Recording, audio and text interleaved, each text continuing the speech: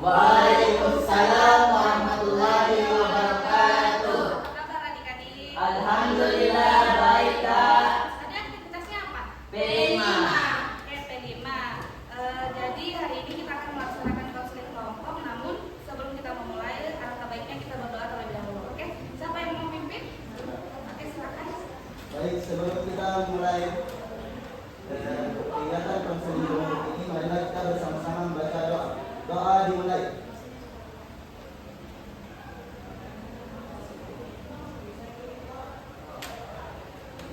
Amin. Oke, sebelum kita masuk ke tahap inti, baiknya juga kita perkenalan diri. Oke, jadi perkenalan dirinya itu seperti ini ya. Sebut nama dulu. Monik Masal Sabila, itu namaku. Siapa namamu? Ayo katakan. Oke, paham? Paham. Oke, silakan sebelah sana. Siapa namamu? Ayo katakan. Ilham Anugrah itu namaku. Siapa namamu? Ayo katakan. La la la la la la la. Al-Fatihah itu namaku. Siapa namamu? Ayo katakan. Al-Fatihah itu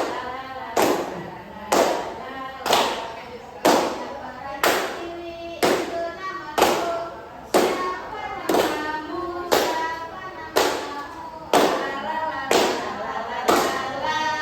Oke, teman-teman. Terima kasih adik-adik. Sebelumnya kita akan melakukan ikrar perjanjian, kontrak perjanjian ya.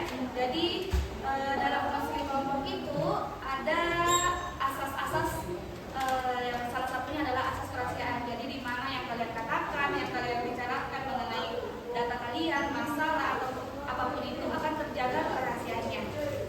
Oke, jadi kita akan melakukan ikrar perjanjian. Tangannya di atas boleh, sebelah kanan, dan ikuti apa yang Kak Hikmah katakan ya.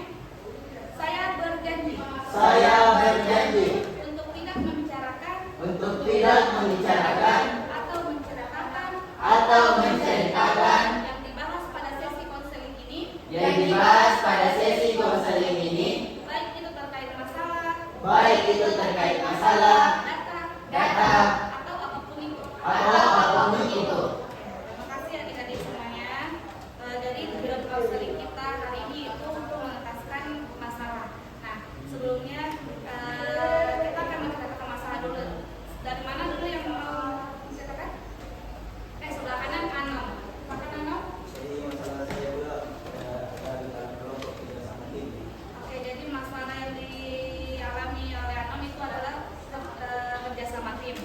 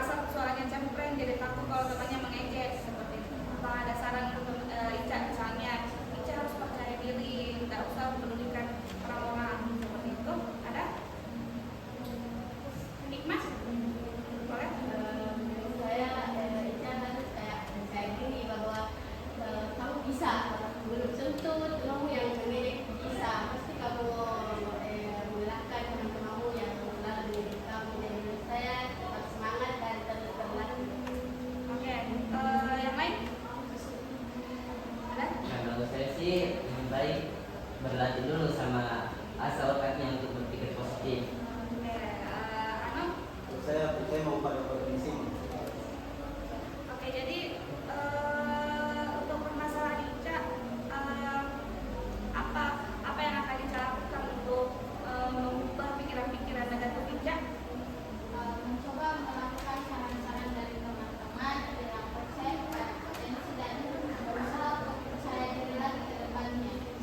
Oke, jadi Ica akan lebih percaya diri lagi ke depannya. Nah, teman-teman yang lainnya, adakah lagi yang ingin disampaikan kepada Ica untuk bagaimana Ica meningkatkan percaya dirinya? Tadi kan sudah hikmah ya. Apa tadi hikmah?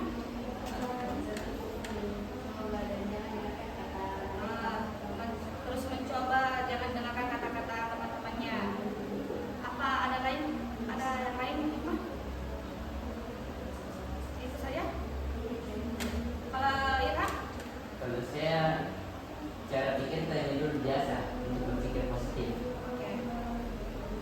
Jadi Ica, kalau Ica apa yang akan Ica lakukan yang mengenai tadi pikirannya Ica?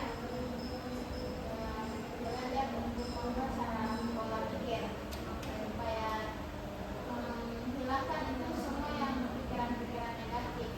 Pikirkan yang positif. Bagaimana caranya Ica menimbulkan pikiran-pikiran positif itu? Dari Ica merasa saya takut kalau saya diedit sama teman-teman saya. Nah, bagaimana Ica mengubah pikiran tersebut? Ketika saya presentasi, saya fokus saja pada tugas yang saya presentasikan. Tidak usah berfokus pada teman-teman yang di bawah apapun keadaannya itu. Saya fokus saja ke guru dan tugas yang saya presentasikan. Oke, jadi itu adalah yang akan Ica lakukan untuk meningkatkan kepercayaan dirinya Ica. Itu sangat bagus Ica. Bagaimana kamu harus fokus pada dirimu sendiri, jangan tidak usah tidak usah mempedulikan teman-temannya. Nah, sebelum kita mengakhiri konseling ini, Ibu akan memberikan tugas. Jadi di rumah itu kalian berlatih untuk mengubah pikiran-pikiran negatif kalian menjadi pikiran-pikiran positif. Oke? Paham? Jadi untuk pertemuan selanjutnya itu kita akan melihat sejauh mana perubahan yang ada pada diri kalian ya. Jadi tugasnya apa tadi? Mengubah pola pikir, pikiran-pikiran negatif menjadi positif. Oke. Jadi nanti tugasnya itu dalam nanti ada kotak 2 di sini pikiran kapan kalian merasakan situasi yang bermasalah. Nah, di sini tulis pikiran-pikiran negatifnya, terus apa yang kalian lakukan untuk mengubah pikiran-pikiran kalian. Oke? Oke, sebelum kita mengakhiri, ada yang bisa menyimpulkan dari kegiatan kita kali ini? Jadi kalau menurut saya kesimpulan dari kegiatan konseling kelompok ini untuk mengatasi semua masalah-masalah tentang ketidakpercayaan diri, kita mulai dari diri sendiri dulu untuk memahami apa saja potensi dari diri kita sendiri. Terlebih lagi kita tidak usah mikir apa yang orang lain yang katakan kepada terhadap kita. Oke, jadi boleh juga manfaat dari konseling ini? Manfaatnya itu kita bisa mendapatkan solusi untuk masalah ketidakpercayaan diri kita. Oke, terima kasih Ilham. Jadi saya harap untuk pertemuan selanjutnya kita akan berkumpul lagi ya pada